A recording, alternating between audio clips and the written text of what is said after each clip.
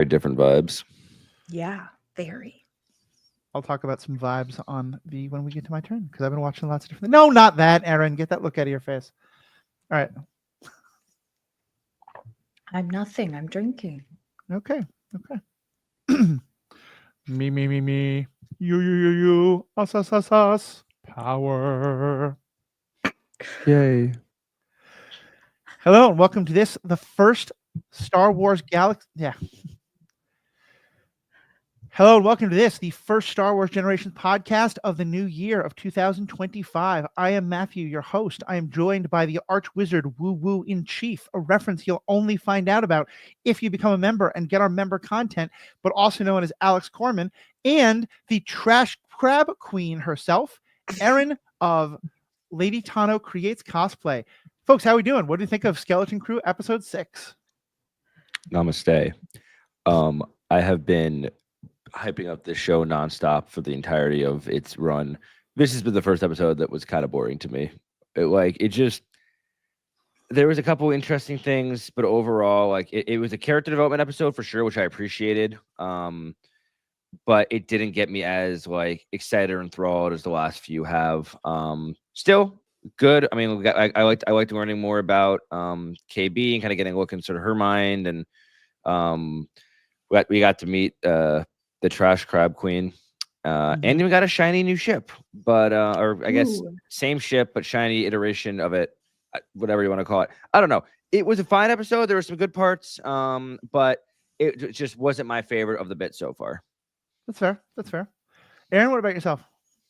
I enjoyed it. So this is the second episode that I convinced my sister to watch with us, and I was pretty drunk. I think we watched it on New Year's Eve.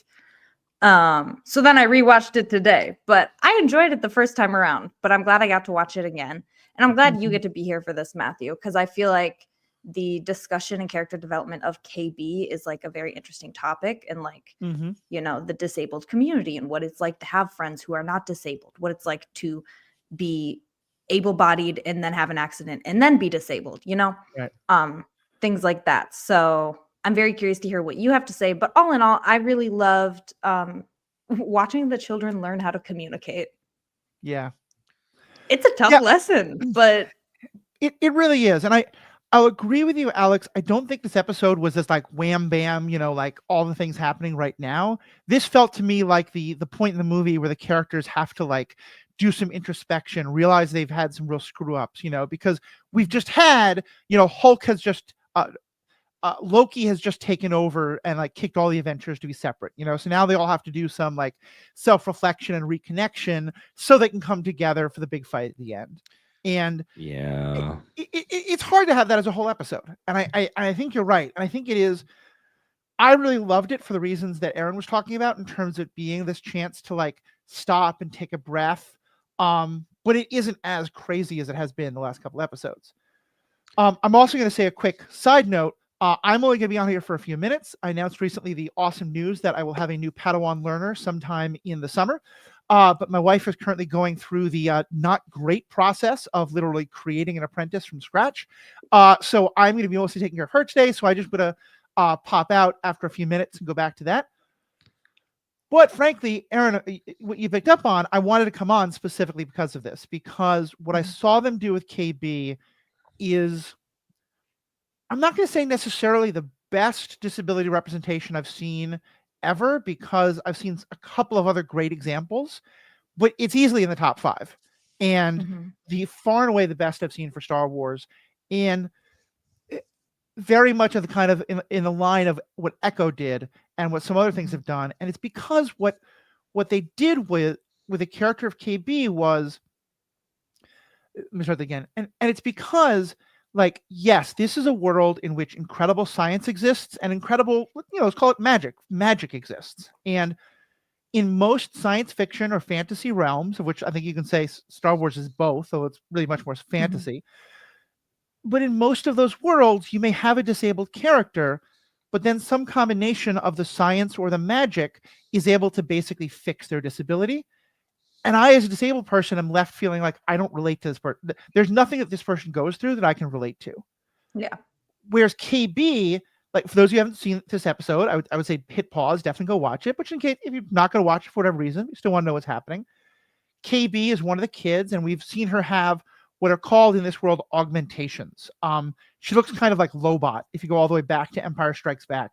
She has some kind of like cybernetic attachments to her head, and one of them is a visor, as well as some other things. And we learned today that they are basically like, there's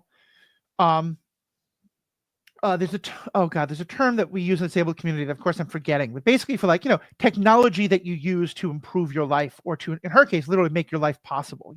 This is kind of the equivalent of like a pacemaker, or something like that, in that her life will be endangered if it does not work. But there's also a lot of ways in which it functions kind of like my prosthetic leg does, or my wheelchair does, in that for the most part, you can kind of, like if I'm walking on my prosthetic leg, I might limp a little bit, but it's easy for people to forget that I'm on it. Or if I'm walking down the street with people, but I'm actually not walking, I'm in a wheelchair, it's easy for them to forget because like we're all ambulating in the same direction. Mm-hmm.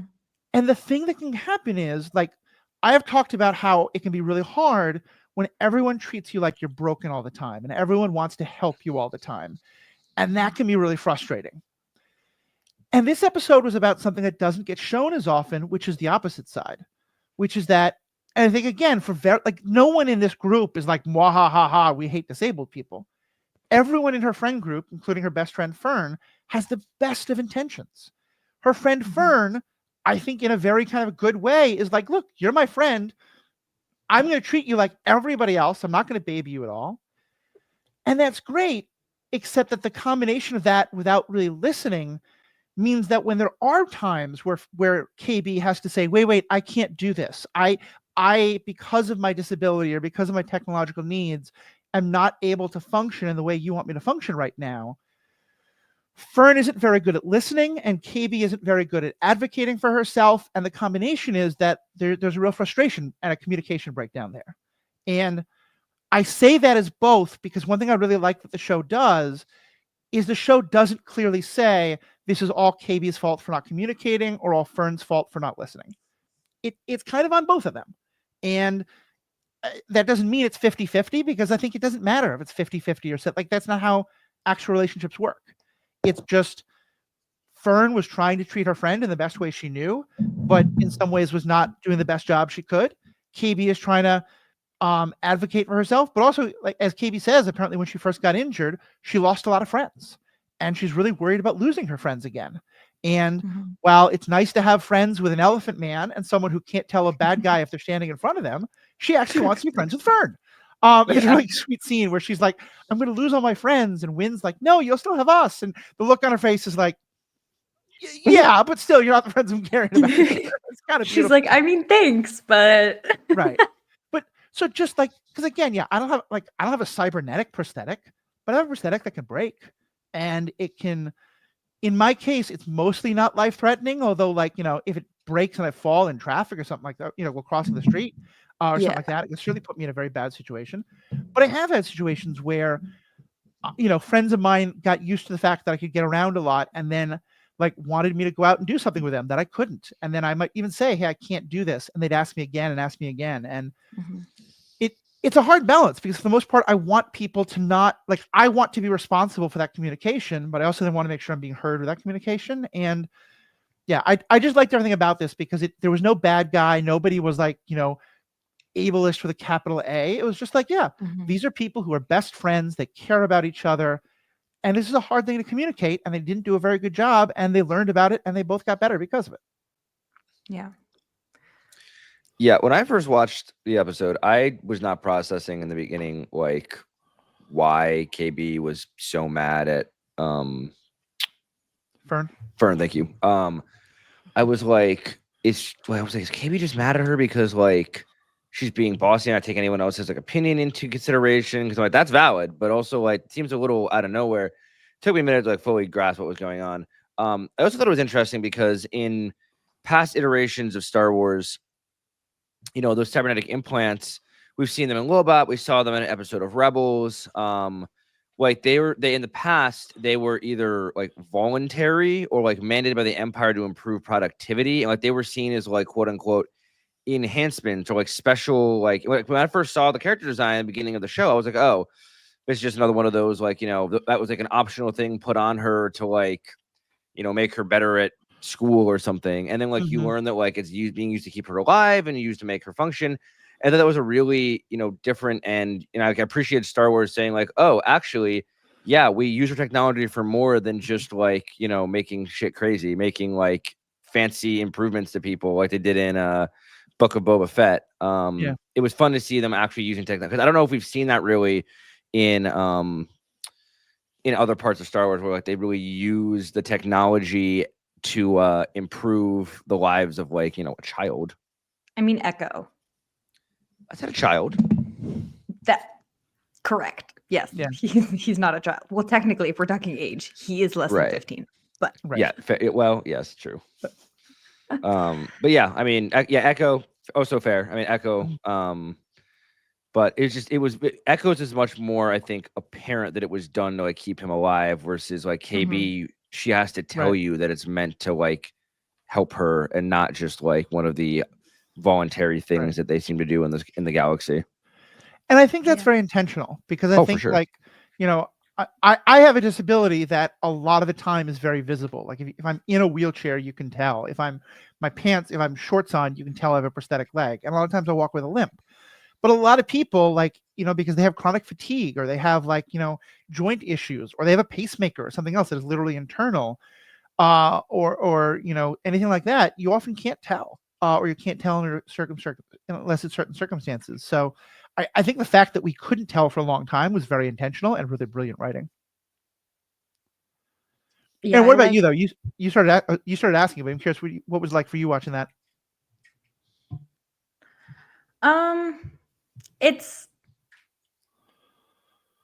I really liked it. I liked being able to kind of have an insight into what it is like having like more serious disabilities.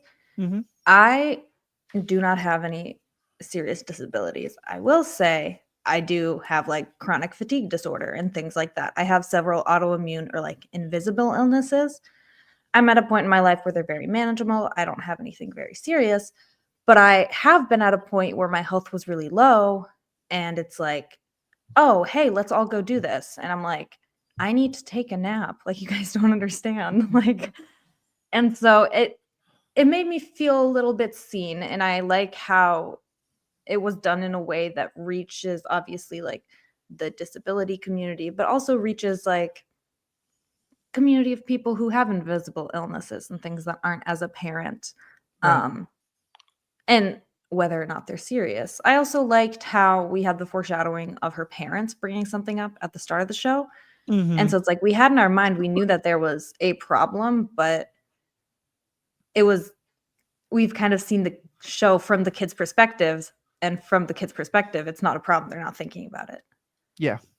I think Like it's the really kids have true. almost like been our narrators. And of course, Jod doesn't know anything about it. Right. But I just think that's interesting, where it's like, yeah, maybe it's in the back of KB's mind. It's the first thing in her parents' mind, but yeah, it's not Mhm. really on Fern's radar. Right. And you get So- why, because I can imagine like if she had a friend who was constantly like, "Oh my God, you're my disabled friend," or what does this look like, or trying to focus on it, it would drive her nuts. Yeah. I will also just say as an aside, and I'm all for everybody advocating for themselves and exactly they want to advocate, and I'm not trying to question how anyone else self-identifies. This is for me a general term. As I see it, there's no such thing as disabilities that are more or less serious. And I think Fair. what kind of stuff you're talking about, I just want to affirm like that's no less serious or no less important, or in my mind, like the term disabled is as accessible to you as it is to me if it's one that you feel comfortable with. If it's not, that's completely Mhm. okay too. But like the stuff you're talking about and the stuff that I think, I think that's part of the point, is that a lot of people wrestle with, do these terms apply to me? Do these not? And that's why I think it's really helpful that she is someone who's portrayed as being like, in some ways, she's portrayed as being better. She's got Mhm. we haven't really gotten the details, but she clearly has some like Geordi LaForge, eye power thing with her visor that she can do like Yeah. metallurgical analysis and stuff like that. But she's still also got some problems. And Who? obviously, Okay, Star Trek, the Generations podcast will be starting next. I Geordi will LaForge. not be present. Geordi LaForge is a character from Star Trek who is before the show began. I think he was born blind. I don't remember, but he basically has like a vision implant that instead of just like giving him back normal human sight, gives him the ability like to see in 3D, to see in like infrared and to like do all sorts of like it basically he's got like an optical scanner instead of eyes that allows him to see the world plus have like a computer sensor on his vision all the time. He looks kind of like Cyclops from the X-Men as far as like visor setup. That's kind of what that's like. Yeah, and kind of like KB. Yes, similar to KB. So I will get going. I will just say quick because I do want to get back to she was kind of napping, but I wanted to kind of check in on her again. But I will just say if you want to buy a lightsaber, if you want to get a subscription to Audible, you can do both of those things while also supporting the podcast through awesome vendors. You should check those out in the show notes. You can also become a member. And if you're a member for only $5 a month, $55 a year, you get bonus episodes, you get ad-free episodes, and you get bonus content at the end of pretty much every piece of content we put out there. I won't say everyone because sometimes things happen. And this week, we're going to talk about an awesome story in which a stormtrooper uses the phrase Archwizard Woo Woo in Chief. And it's definitely worth it. Check it out. I think there's any other last things about this episode I want to make sure you guys touch on. Yeah, I just thought it was great. Anything you want to say about Jod? Oh, here's what I will say that I think is funny. So recently over the break, my two partners and I, because Abby was up with us for a couple of days, started watching Black Sails, which is really fun. It's about pirates in the 1700s, and there's all sorts of interesting stuff happening in it, and it's a very dark adult show, but it's very good. But it talks a lot about the pirate code. And then I've also been watching episodes as kind of like, okay, it's later, we want something a little lighter, of Star Trek Lower Decks. And in the episodes that I'm watching right now, we're spending more time with the Orions, who are primarily a pirate people who also have a pirate code. So the fact that I have these like 3 pieces of media that I'm all watching at the same time that all have a pirate code is kind of awesome and kind of breaking my brain a bit. So just wanted to say that. I liked what Jod was going through. It was interesting stuff. I love a pirate code. I've also heard great things about Black Sails. Sorry, my Wi-Fi cut out and I didn't hear anything that just happened. I heard it all. I can just pick up from there, Matthew. Cool. Okay. Take care, guys. Bye-bye. Yeah. Aaron, basically, Have you seen the TV show Black Sails? No. Okay. It's all about pirates, and they have a pirate code. And there's also there's a collection of Star Trek episodes where they meet pirates who have a pirate code. So I just been. They got a pirate code in Pirates of the Caribbean too, and Sea of Thieves is a pirate code. I love pirate codes. Well, Matthew's gone now, so we're gonna kind of get into more. We can talk about Jod. He has like 8 names at this point. I'm just gonna call him Jude Law. Jude Law. Yeah, Jude Law gets captured with a bunch of gold on him by the pirates that originally. Give me 1 second, Aaron. Alex is beefing with his cat. Okay, hello. Sorry, Autumn's being a hi. Turd right now. I think it was funny how last week. Sorry, can I go? Or yeah, go ahead. I'll finish my thought in a minute, but okay. I think it's funny how last week I was like, "Oh, I bet Jod has like some good intentions. I bet there's something under the surface." The first we think can't even fucking English enough to express how disappointed I am. The way he came out of that manhole covered and dripping in jewels, I was like, he could not look like more of an asshole right now. Like, Brett and Children came out covered in gold, having Smee cover even more or hold even more. True, yeah. Taken captive by the pirates that had been hunting him, tried, and then given like a one last chance, basically like one last rebuttal. Felt like I was watching like a junior debate club. Like it's like your final chance to like debate, a presidential election debate. Ridiculous. But he like gets up there to like make his argument and instead like spins his tail, walks around like, I'm gonna get you that glow farm in an ocean, or you got a family, like we'll take care of you. Like he's like trying to he's like a con man, appealing to all these different crewmates, and he goes, I know where Ed Hatton is. They still make, and I'm convinced now. He's like talking about the Old Republic credits. I'm convinced it's the Old Republic, but yeah, he's out here like basically pitching to all of them like, keep me alive, don't throw me out the airlock because I can make you all rich. And Mr. Wolfman leading the herd was like, we're gonna go look for it. But if it's not Brutus. there, you are dead. So I'm very interested to see like how that kind of plays out. The speech was very nice and it was very funny. But that was probably the most interesting part of the whole fucking episode for me. I really liked that they talked about like that old pirate shanty. How he like love a used that to shanty. drive his I love a shanty. Used it to drive his point home about like Tech Renard disappeared on the Onyx Cinder. And what did he do? He plundered at Atten. I forget how it goes. Yeah, again, having played pirate games and Pirates of the Caribbean, much big Pirates of my Roman Empire, y'all, if that was unclear by now. Big pirate boy. Yeah, big pirate boy. And when they sing or when they talk about a shanty, I'm all in. And so that was also great for me. I suppose I probably like the show so much, just so much pirating is involved. Yeah. But yeah, I thought that was really interesting. And like they kept like, it's interesting. We have diverging people. I mean, like, I don't know. The kids are gonna try to get back to Atten. They have the coordinates. Queer the pirates have the coordinates. So it looks like we're gonna like get a meeting of pirates. They're gonna be coming after this planet that's been like cut off from the world. So that'll be really interesting to see how that plays out. I don't think the pirates have the coordinates though. Smee has the coordinates. Yeah, but is he gonna tell them? If Jude makes him, Jude's the captain now. But isn't he gonna pull them apart? I don't know. We'll find out. No, because Jude Law like overrode it. I think we're good on that front. Okay. Okay, maybe they're good. I think they're good. I don't know. KB definitely knows how to get there. I want to say it was a great episode to be a Wim fan.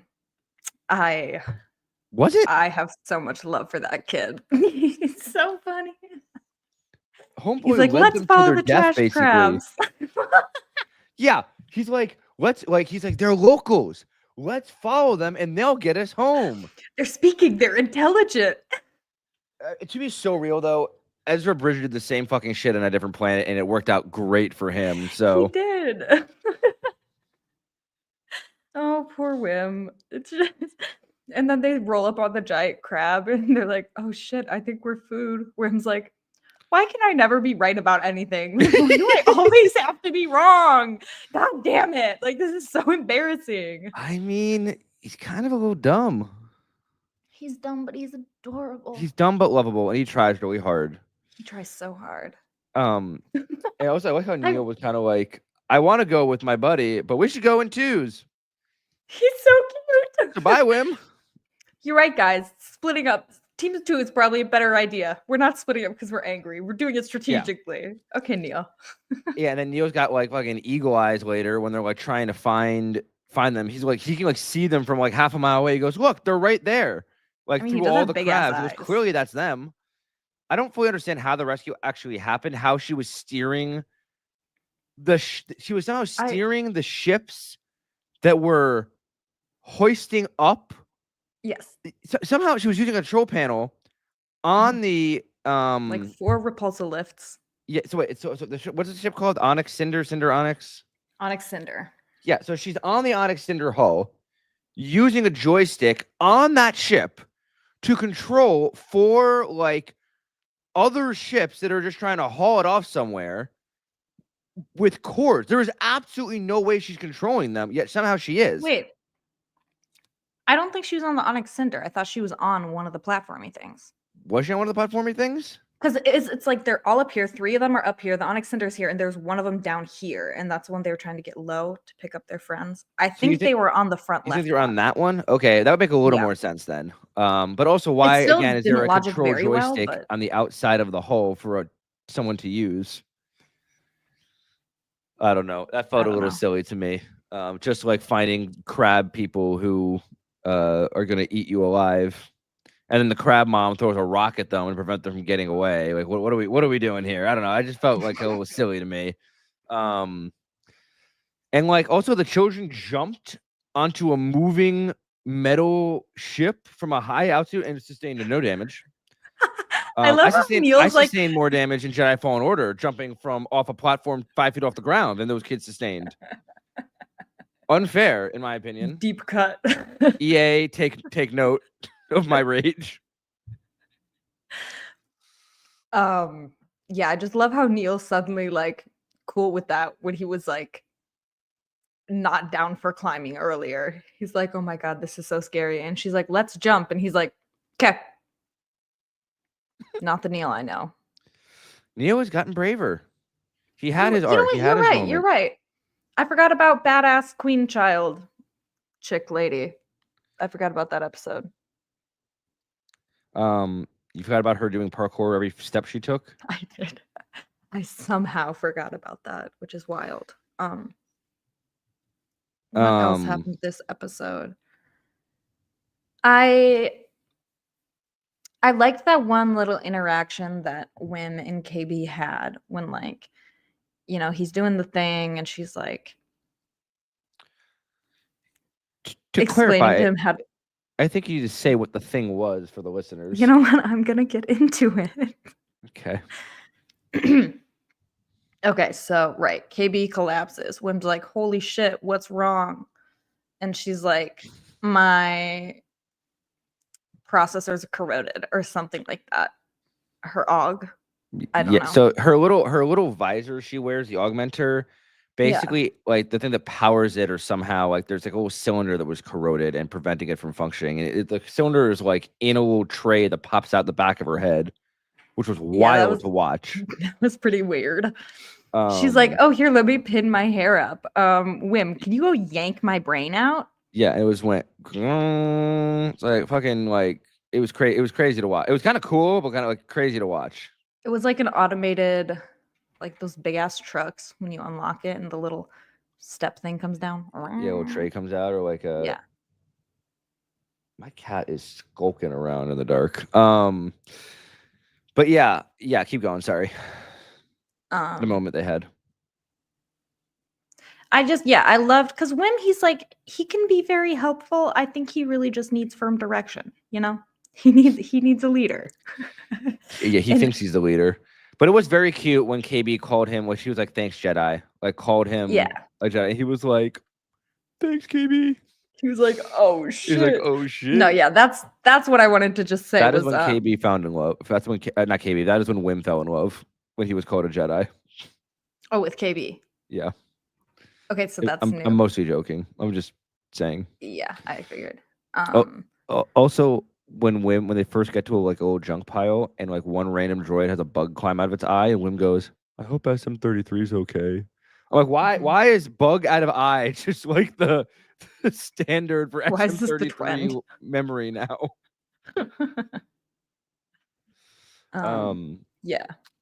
Yeah, there wasn't really. I mean, unless you have other things to talk about besides the ship. I feel like the ship is the last interesting thing in this episode. I know, it was so cool. The ship was cool. The like emergency hull. I was mildly annoyed. Why? Just because, like, I don't understand. Like, basically, that ship just shed like a fucking lizard. Yeah. And how is it not crunched by the little crawler thing? Because that's the point. That's not how the Force pirate works. Escape ship. It's not. It's not how the Force works. You can't see me, but my head's in my hands. I can't believe you would say that to me. Matthew gave us the keys. It was a mistake. But I'm not going to be here next week, so I need to get my stuff in now. So yeah, get your yap in. Yeah, I don't know. It was very cool and sleek when it came out, but I was very. It was. No, confused. I feel like it makes perfect sense. Tack Renard, if he's like the greatest pirate to ever live, don't roll your eyes at me. Of course, he's going to have like some crazy backup plan for like if he ever gets a ship stuck, or just like a way to like cut and run. Just say fuck it to his whole crew. The older I get, that would be comedy. But the older I get, watching Star Wars, the more I just struggle a little bit with the whole pure convenience that exists in so many of these ships. Ship in episode 9, just ready to fly after not being used for a gazillion years. Ship in Atten, ready to fly after not being used for a gazillion years. Oh, we can now quality material. We can now episode 8 using a ship to blow things up through hyperspace, which was my favorite thing actually. But now we're gonna shed a skin of a ship. Yes, because it's cool. Well, the physics there were confusing it's fine. to me. If you want to be a cynic, that's okay. But then, like, I'm not saying it's bad. I'm saying it was confusing to me. It was still Okay. cool. It's like I can think it's cool and still think it was a Yes. little silly confusing. I mean, of course, and I'm not going to take that away from you. I'm just saying I disagree. Well, I think that's it's fair. genius. Well, Matthew's not here to disagree or agree with either of us, so There's no mediator, so listeners, if you have an opinion on the ship being launched out of its little hole like a lizard skin, for the love of all that is mighty, please send us an email. I would love to hear your take on it. right on. We'll read. If someone can We'll read explain some the physics, responses. if someone can defend me with some science and logic and engineering, you let me know. If you're on Alex's side, don't bother writing in. If you're Nobody on my actually side, wants to hear from you. you're on the correct side, y'all. So No. I'm just saying. Is there anything else from this episode that you wanted to touch on? I think that's about it. I'm just really excited to see where the kids go. I'm so happy for them. I hope it doesn't end disastrously. Yeah, 4 children pilot on that ship's going to be real interesting. Round 2. Yeah, it's not really like We gotta get setting to them up Ad for soon. There's great only a couple success, episodes but- left, so hopefully we get there. And I want to know what's going on on Ad right now. What strategy is going on by the parents? So we got a lot more to come. I hope in the next couple episodes here. I mean, I don't know if it's What 8 or is- 10 episodes. Probably 8. Most of them are. I think it's I can check quickly yeah, while you we're look it up. sitting here. Skeleton Crew is 8 episodes. Okay, so we got So- 2 more episodes. Got 2 more episodes. We'll see what goes down. But yeah, that was episode 6. Thanks y'all for listening. To our members, hang out. We're about to discuss Born in the Storm. Is that what it's called? Yeah. Born in a Storm, which is another story from the Star Wars from a certain point of view book. We've been talking about the stories in there for a while now. If you're not a member, consider joining. It's only $5 a month or $55 a year. You save a whole $5. You get bonus content like this that we do every week. You get access to our book club where we discuss a different Star Wars book once a month. We're on a little break for the holidays. We're getting back into it. And you just kind of help keep the lights on. You help pay Ad-free for our content? lovely. Yep. For what? I just said ad-free content. I don't know. Oh if you yeah, already it is said also that. I was ad free, just which is lovely. We love ad. I hate ads. I pay extra for Hulu with no ads. fucking ad. So yeah, ad free content, and it helps keep the lights on. It helps buy us things like these lovely mics that we have. That are able to bring you better quality content. It kind of helps, just help, keep us going, keep the podcast coming. So, yeah, all that information is in the show notes. Thanks for listening, y'all, and members, stick around. In honor of Matthew, we have spoken, and stay classy. Dagobah. I'm gonna do that one again. Okay. What's a planet I should name? What was the planet Ezra was on with the crab people? I don't know. How about Peridia? What is it? How You do mean you in say the it? Ahsoka show? Yeah, it's called Garidia. Peridia. Peridia, thank you. In honor of Matthew, we have spoken. In honor of the crab people, stay classy. Peridia. You probably thought it would be more exciting to save someone's life. Thanks, Jedi. Major flirt. You're Okay, let's pause. right. He's in love. Okay, we're back. Welcome back, members. Today, as I mentioned, we're going to be discussing a story from a certain point of view called Born in a Storm? Born in the Storm? Born in the Storm by Daniel Jose Older. Thank you. The book was just out of reach and I did not want to lean forward. But essentially, this book is a retelling of a retelling and more, I guess, of the famed moment where Obi-Wan tells the group of stormtroopers on Tatooine, these are not the droids you're looking for. But it's written, basically, we see a form for how stormtroopers report incidents to the Mhm. Imperial network. And he's answering these questions, but it sounds like a teenager high on something because he's just giving no fucks as he's writing this.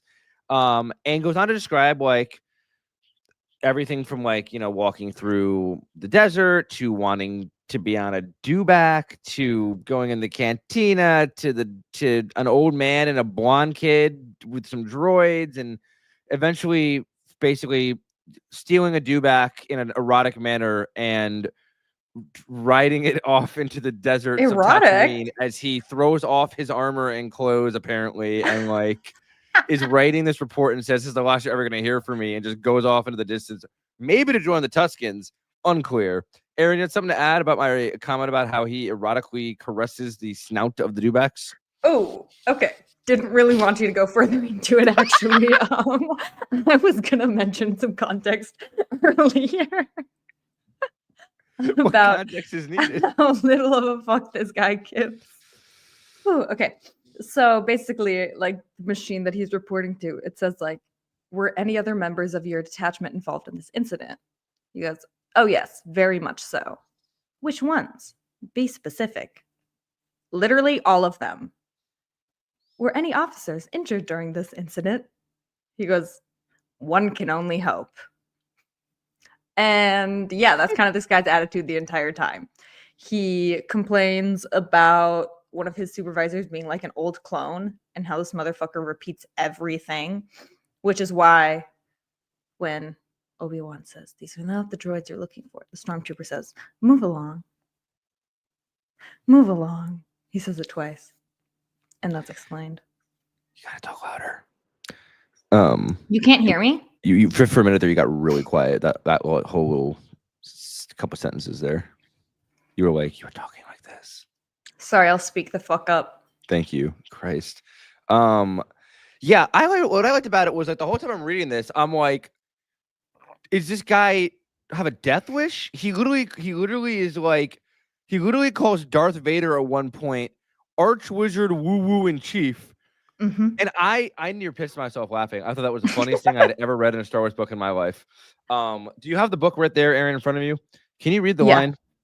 Oh shit. Okay, yeah, give me just a second. Okay. Yeah, he was basically he was discussing like how like he could be like summarily executed. He could different like punishments, and he's like, I could be like forced. I could be like choke smacked by the Archwizard Woo Woo in Chief. I'm looking at my phone, so this is just like very small words. You're gonna have to hold on. Forward if you need me to find it myself.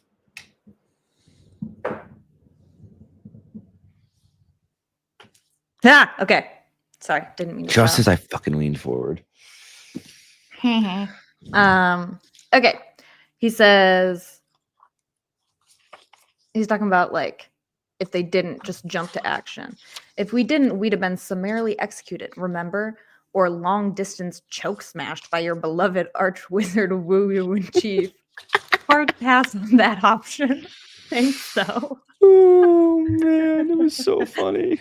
I also love the way he talks about old Ben. Oh my god, it's so funny. So it's like, and he talks about, it's interesting. He talks about the way it feels like to have a Jedi mind trick kind of put over you. Mm-hmm. Saying how like, you know, the guy says like, oh, you don't need to see our identification. He's like, actually, it was imperative that I not see their identification. All I wanted to do was run away. But where is it? He says, no, I see what you're talking about. I think it's he's like, because the Rebel Alliance is really going to rely on an ancient freak and a teenager who needs a haircut to ferry their top secret cargo around. Iconic. Yeah, I just I was talking about though when Ben's talking and he goes, and I'm like, yes, old guy, yes, say that. That's all. Yeah, they talked about like when you're under the mind trick, it's very much like you're just like, 100% just believe what it is. Like, he mentions here, like the old guy says, you don't need to see his identification. And he talks about how he was like, first thought, is this geezer an Imperial? And then later is like, that thought really didn't last long, because the next thing that happened was that I was completely, absolutely 100% sure that we did not need to see his identification. Like it just creates like this sense of like these are my thoughts. I believe this wholeheartedly. It was interesting to see like the other side of a Jedi mind trick. Yeah. What I also liked about this story as a whole, though, was just that like, see, like Crag, who's the old clone, clearly still has that sense of duty and that sense of like, oh, for the Republic, for the Empire, yada yada yada. But like the average stormtrooper is probably like this guy, like just some dude who does not give a fuck about the Empire. Just like, I'm just in this to like get paid. It's like I'm on this back ass water planet with sand in my crotch and I can't see anything. You have to aim like far to the left to hit anything with the blasters. It's hot. Your air conditioning doesn't work in these suits. He's just like, this is awful. I hate this. He basically is just saying that he hates the Empire 8 different ways throughout this thing. And he talks like a teenager, basically. He keeps saying, what the criz? I don't know. It just was interesting to see like the mindset of like an average stormtrooper. It makes you more firmly believe that they were as inept as they were in the Battle of Endor. Like, yeah, a bunch of Ewoks can take down a bunch of whatever this guy was. If he's the majority, it's like throwing a rock at like a dumb teenager and they just like give up. Yeah, if that's your average TK, they really didn't want to be there anyways. So no, not at all. Pretty sure they just saw the little furry freaks and went, never mind. Then he disparaged our boy Long Snoot. That's right. they literally, he was like, the Kubas are a trash species. So like, okay, a long-snouted, goggled armpit gave you some information. I mean, okay, I'm not gonna lie, this story was fucking comedy. Like, they were just throwing out some. I mean, come on, y'all. Long-snouted, goggled armpit and arch wizard woo-woo in chief. And he called Obi-Wan of what did he call Obi-Wan? Like a some sort of somewhat off the deep end grandpa. Like my man is throwing some heaters out here. He called something a little like an Ewok that had his face punched in. Oh yeah, that's what he called the tall. Yeah, I was like, damn. And then he's talking about Wooher, the bartender. He's like, speaking of faces that have been punched too many times. Yeah. I was like, Jesus, this guy, everybody's catching a stray. Nobody's safe. Nobody's safe. I know. He's also getting drunk off Jawa juice on the job. Him and his buddy were just throwing it back. Like, it just gives you a real look at like how unprofessional the army is for the Empire and how Palpatine might have miscalculated a little bit here. But it was fun to see like the other side of it and like see like what the mindset was of these stormtroopers. And I want to like find real quick. Okay, excuse me. I need to close my windows. Here. Where are you? Yeah, like I know Aaron just walked away for a minute, but I shove along with my unit, trying to ignore the deep down ache that tugs on me like a tractor beam, back through the crowd to the front of the cantina where there's dewbacks await. I just read one of the erotic dewback lines. I'm gonna read it again. Matthew, I'm just gonna read this again. You can just cut this one. I shove along with my unit, trying to ignore the deep down ache that tugs on me like a tractor back through the crowd to the front of the cantina where there's dewbacks wait. Oh, and he's hard. Later, he like, where is it? I mean, first he says, the beast stirred impatiently beneath me. I wanted the thrill of the movement again. But there was a line even worse earlier. I'm trying to find. I think I know what you're talking about. Oh no! I need to find this. Oh, here we go. Finally, we get to the canteen, and there they are. No, not the droids we're looking for. Dewbacks. 2 beautiful, shining dewbacks. Females, I think, just standing there, breathing in and out and reflecting on their dewback lives, taking in the suns. At that moment, to be honest, I didn't care about the droids or the Galactic Empires or even the Jawa juice. I just wanted to go up and lay my hand on that snout, close my eyes, and just be still, Are we kidding? Are we joking? Are we joking?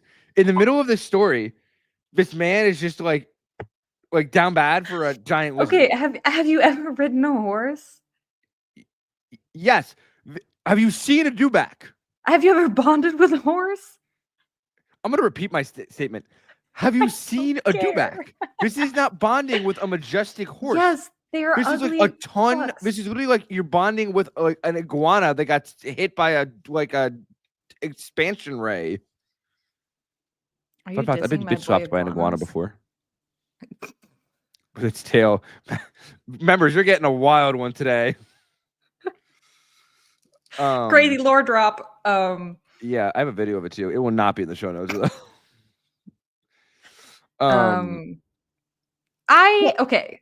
Wait, yes, before you go, I can I see say your one point. final thing? I'm sorry. Just the last line I want to quote here before Aaron tries to discredit me is as he's riding off into the desert on this dewback, he says, I took out my data pad. I was using it to transmit this report, which is probably the last you'll hear from me. At some point, I wasn't wearing my gear anymore. And then the sun set their soothing emissaries of light to dance across my skin. And the sand kicked up with a ferocious hellwind that swept out of nowhere and lit the world on fire with screaming and the brittle dust of the desert. And it was like this is all one sentence, y'all. And it was a gentle, terrible whisper that this world I once thought to be dead is so alive, just like me. So alive and born and reborn in the storm and absolutely free. That is the longest run-on sentence I have ever read in my life. One. He's coming of age. On the back of a dewback? Shirtless? In the Yeah. Tatooine desert. Mhm. I want to being hear your reborn defense of this man. in the storm. My defense is just that I'm a fucking horse girl. Okay, I love horses, and I feel like a dewback is like a horse. You know, it's like a giant animal. I mean, yes, they're much uglier and they're carnivorous, which is different, but it's like the idea of like this very powerful creature that you don't understand, but you admire and you respect, and it's like this is their territory, this is their home, kind of an idea, and I think she's beautiful. Alex is showing me a photo of a dewback, and I think she's gorgeous. Okay. What about it? So her mouth is like 80% of her face. That's okay. I would still kiss it. Like, that's okay. I'm looking at the poorly CGI rendered dewback from episode 4. Rough. It looks like Well, that's the worst example of a dewback. I don't even know, dude. It looks like a Lothwolf fucked a frog. I have on one tonight. Oh, I'm so sorry. You're getting your Okay, money's I worth feel for- like we should wrap for this up. $5 a month, $55 a year. You are getting quality content. Okay, I'm done. That was a great story, though. Fully enjoyed. Clearly made me laugh. Yeah, that was great. It was enjoyable to say the least. Okay. Well, in the words of Matthew, we have spoken, and stay classy, all you dewback lovers out there. The beast. Say it. The beast heaved beneath me, plunging forward toward what the fuck? Let me try again, guys. The beast heaved beneath me, plunging forward toward that emptiness, too. Period.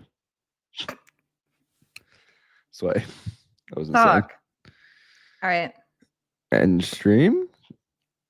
Is that gonna work? Is that a button for you? Yeah. I guess I'm host. I'm captain now.